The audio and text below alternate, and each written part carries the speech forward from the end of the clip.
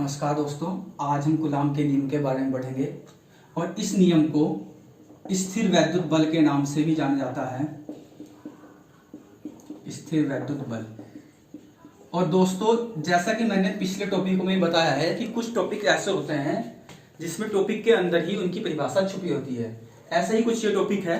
इस टॉपिक में देखिए, सबसे पहला वर्ड है स्थिर, अर्थात रुका हुआ। और दोस्तों, जहां भी वैद्युत आ जाए, वैद्युत का अर्थ होता है आवेश। तो स्थिर आवेश, अब रुका हुआ आवेश है और उनके बीच में क्या ज्ञात करना है? हमें बल ज्ञात करना है। तो कूलाम ने दो स्थिर आवेशों के बीच में बल ज्ञात करके बताया। हम भी क्या करते हैं, दो आवेश लेते हैं, दो स्थिर आवेश। हमने मान लिया कि हमारे पास एक आवेश Q1 है और दूसरा आवेश Q2 है। दोनों स्थिर आवेश हैं और एक दूसरे से कुछ डिस्टेंस पर रखे हैं। हमने मान लिया कि इसकी डिस्टेंस r है। तब कूलाम ने एक नियम दिया।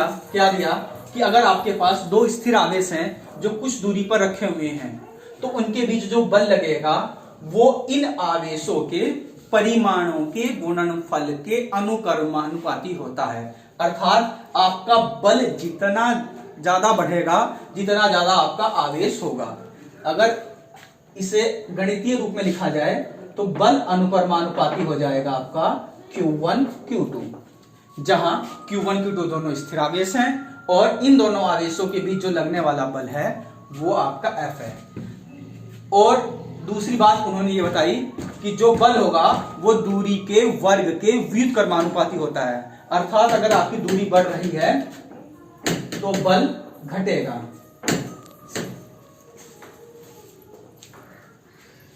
तो यही से इसकी परिभाषा बनती है कूलाम के नियम के अनुसार। किन्हीं दो स्थिर आवेशों के बीच लगने वाला आकर्षण या प्रतिकर्षण। दोस्तों, दोनों बल लगेंगे इसमें। अगर हमें पता नहीं है, अगर दोनों समान आवेश है तो प्रतिकर्षण बल और विपरीत आवेश है तो आकर्षण बल। तो अतः हम क्या कहेंगे, किन्हीं दो आवेशों के बीच लगने वाला आकर्षण या प्रतिकर्षण बल उन आवेशों के परिमाणों के गुणनफल के तो अनुक्रमानुपाती होता है तथा उन दोनों स्थिर आवेशों के बीच की दूरी के वर्ग के व्युत्क्रमानुपाती होता है। अब दोस्तों, इसे आगे बढ़ेंगे, बल निकालेंगे।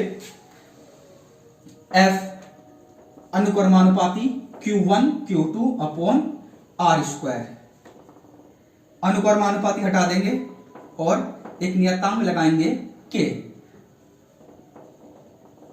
अपॉन R स्क्वायर, जहां आपका K जो है वो एक नियतांक है।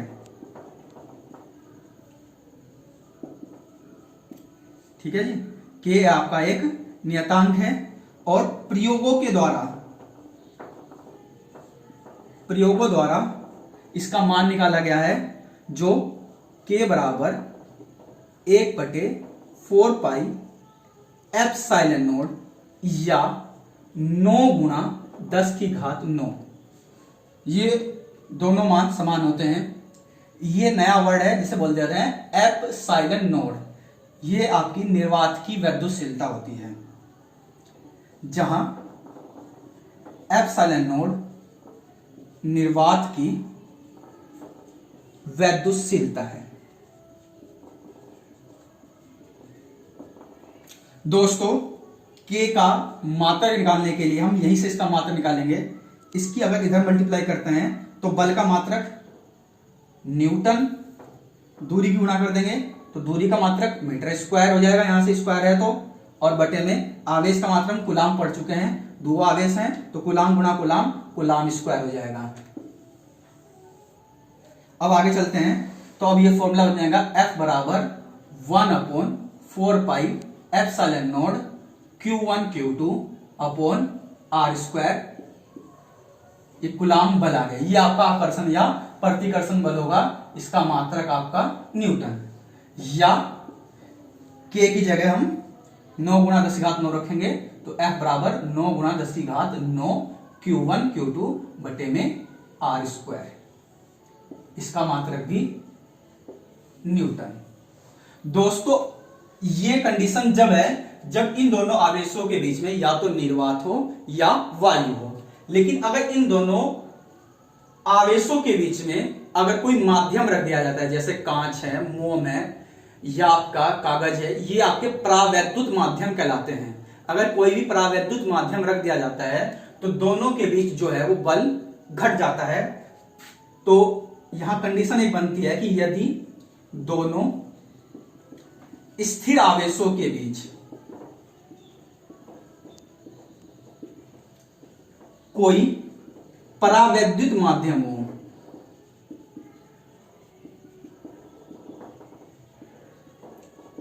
तब जो बल हो जाएगा आपका वैद्युत बल, वो एफ एम लगा देंगे, M for medium, 1/4πε0 Q1 Q2 upon R square, और यहां पर परावैद्युतांक एक अंक बढ़ जाएगा जिसके जो हर एक पदार्थ के लिए अलग अलग होता है, और आपका बल आ जाएगा ये।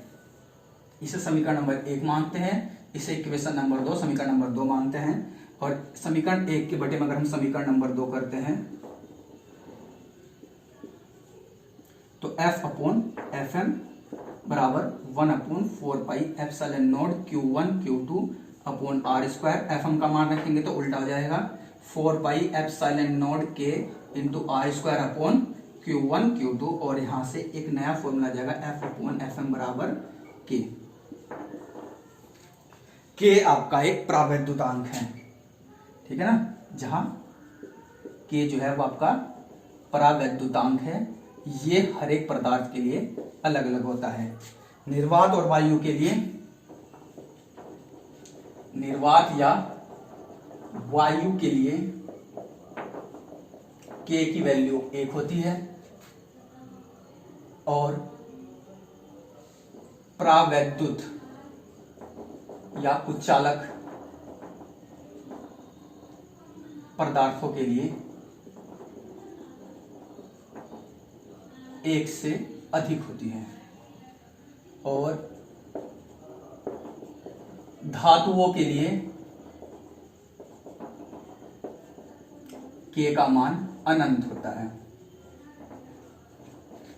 दोस्तों ये आपका कूलाम का नियम है। एक बार इसकी परिभाषा दोबारा देखते हैं। कूलाम ने बताया कि अगर हमारे पास कोई दो आवेश हैं तो दोनों आवेशों के बीच लगने वाला बल उन आवेशों के परिमाणों के गुणनफल के अनुक्रमानुपाती तथा बीच की दूरी के वर्ग के व्युत्क्रमानुपाती होता है। और ये हमारा बल निकल के आ चुका है। धन्यवाद।